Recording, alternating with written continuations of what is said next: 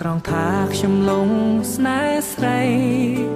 ខុសត្រង់ស្រីក៏ស្នេហ៍បងដែរខំត្រង់តែអូនមានគូហើយហេតុមិនដេចផ្លាយយើងធ្វើយ៉ាងនឹងបងគឺស្នេហ៍រែកខ្យល់បក់មកឲ្យមករកបងត្រឹមមួយប្រាវតែមួយឆាវនេះរៀងធ្ងន់ណាស់ពេលនេះបានប៉ះរបងពិតចិត្តដាច់ខ្យល់ស្លាប់ប្រលែងអើយខ្ញុំហងប្រលែងអើយហារសិនអើយស្នេហាបងថាតខ្ញុំទៅខ្លួនខ្ញុំដូចជាខ្លែងក្រដាំងលំបាកណាស់នៅលើអាកាំងឯកាណាព្រះអើយប្រលែងអើយខ្ញុំហងប្រលែងអើយហាតែឯងខ្លែងដល់តូចប្រឹងហោឡើងទៅពេលនេះមើលតែមានក្តីសុខតែថ្ងៃមុខប្រកាសជាឈឺមិនព្រឺព្រោះស្រ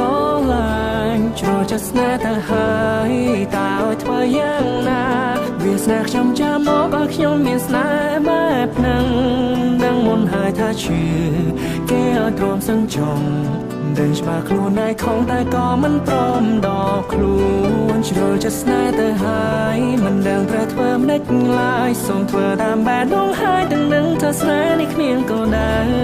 ដឹងច្បាស់ថាខ្ញុំពិតជាងងខ្លាំងព្រោះមានស្នេហ៍ដល់ថោកទាបខ្ញុំប្រៀបដូចជាខ្លែងអស់ខ្យល់ក៏ត្រូវធ្លាក់ចុះស្លាប់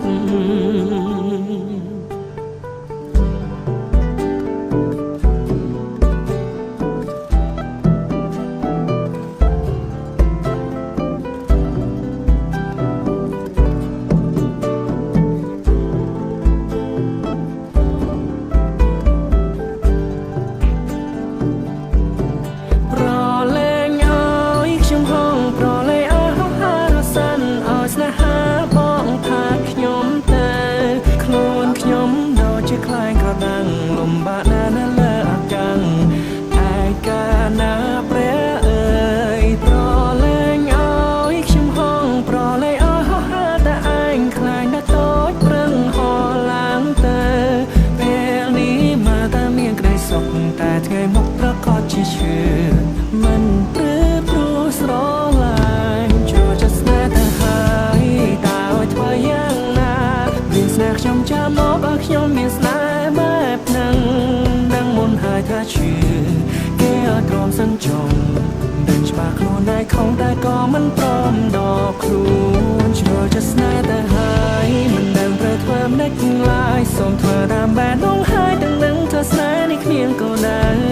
ដឹងច្បាស់ថាខ្ញុំពិតជាងងខ្លាំងព្រោះមានស្នេហ៍ដល់ថោកទាបខ្ញុំប្រៀបដូចជាខ្លែងអស់ខ្យល់ក៏ត្រូវធ្លាក់ចុះ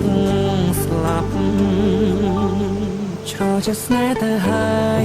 តើឲ្យធ្វើយ៉ាងណា